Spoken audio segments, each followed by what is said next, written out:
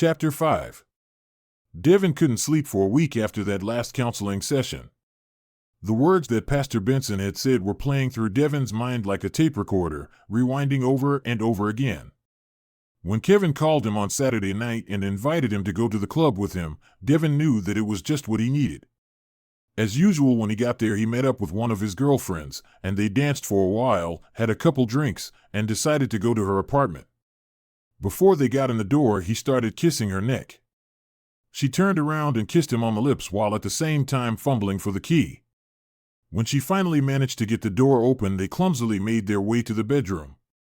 They had just started removing their clothing when Devin suddenly thought, no, not again, and then he stopped fumbling with her clothes and, still breathing heavily, he said, "No, I can't."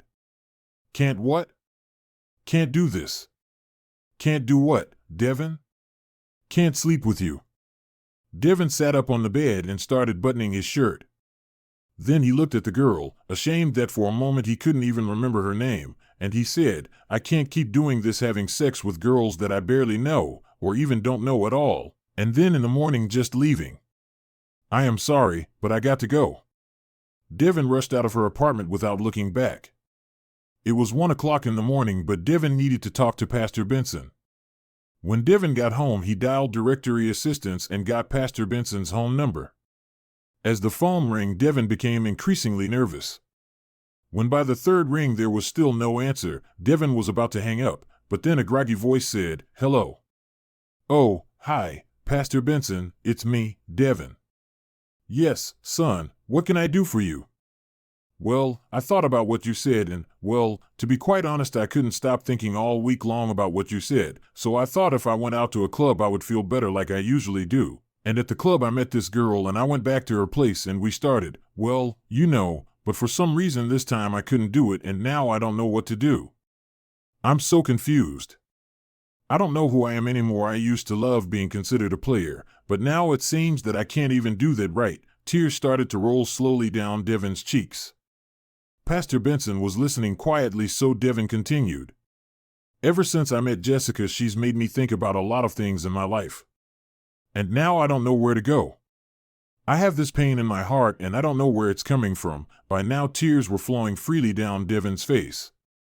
"Please help me, please. I know it's after 1 a.m. and I know you're probably going to hang up on me, but I didn't know where else to go or who else to talk to, my friends."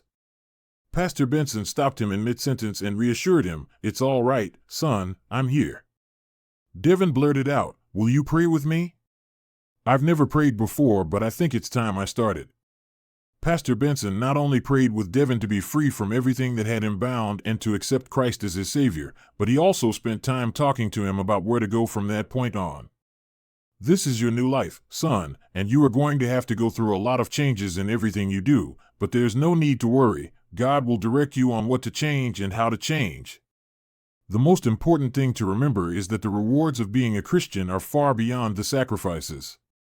Devin said, "Thanks, Pastor Benson, for being there for me when I needed to talk to you. I'll see you in church, okay?" The pastor heartily agreed, and soon after that they said goodbye and hung up the phone.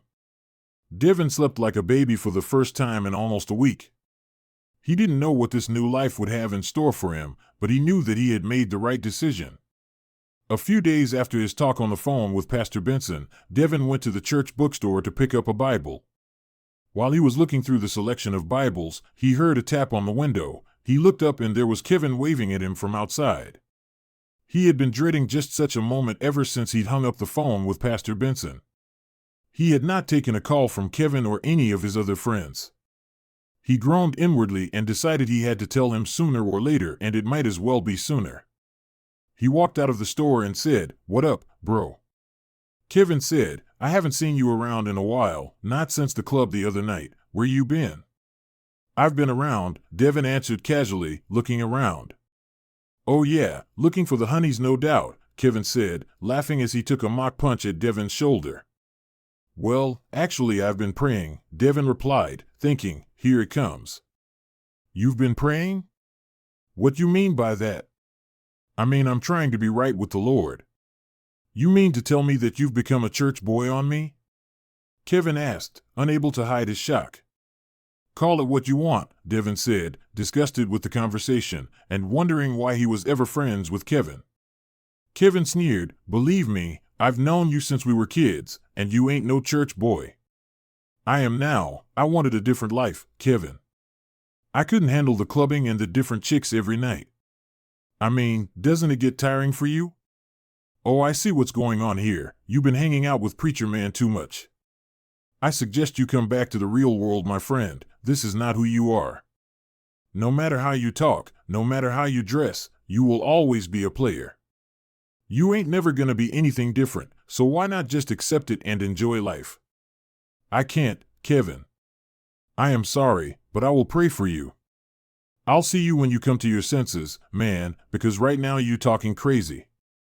"Bless you," Devin said before walking back into the bookstore to finish choosing a Bible. Devin prayed for all his clubbing buddies that night. He prayed that God would save them. The following Sunday, they announced that a new series of Road to New Life classes would be starting soon, so Devin signed up immediately after the service. He saw another group of his friends watching him and snickering at him.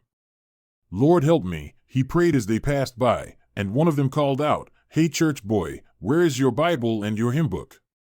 And then another one joined in the mockery. Devin just turned his back to them and walked away without a second thought.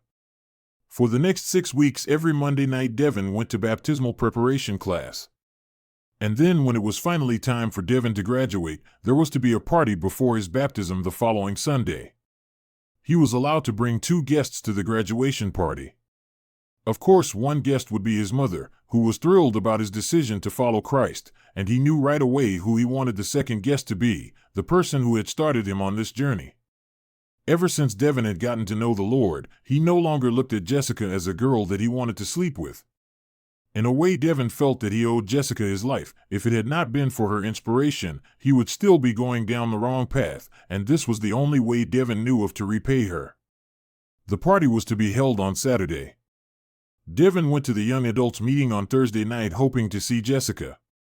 Finally, after the meeting, Devin saw her in the hall. "Hi," she said with a smile. "Haven't seen you in a while. What's going on?" "Oh, nothing much. How about you? How is school?" "Fine, just fine," Jessica answered warmly. Devin grew quiet for a moment, trying to find the words to say.